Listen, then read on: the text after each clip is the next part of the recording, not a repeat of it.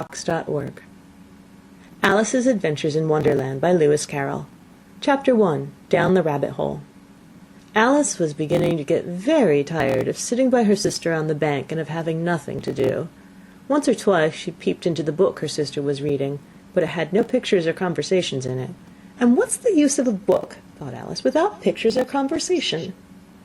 So she was considering in her own mind, as well as she could, for the hot day made her feel very sleepy and stupid, whether the pleasure of making a daisy chain would be worth the trouble of getting up and picking the daisies, when suddenly a white rabbit with pink eyes ran close by her.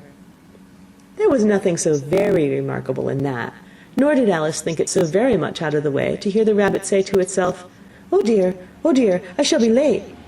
When she thought it over afterwards, it occurred to her that she ought to have wondered at this, but at the time it all seemed quite natural. But when the rabbit actually took a watch out of its waistcoat pocket and looked at it, and then hurried on, Alice started to her feet, for it flashed across her mind that she had never before seen a rabbit with either a waistcoat pocket or a watch to take out of it, and burning with curiosity, she ran across the field after it, and fortunately was just in time to see it pop down a large rabbit hole under the hedge. In another moment down went Alice after it, never once considering how in the world she was to get out again. The rabbit hole went straight on like a tunnel for some way, and then dipped suddenly down, so suddenly that Alice had not a moment to think about stopping herself before she found herself falling down a very deep well.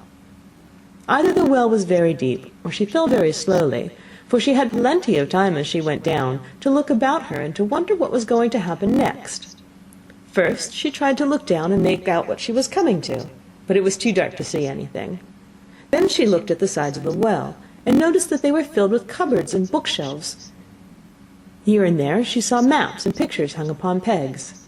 She took down a jar from one of the shelves as she passed. It was labeled orange marmalade, but to her great disappointment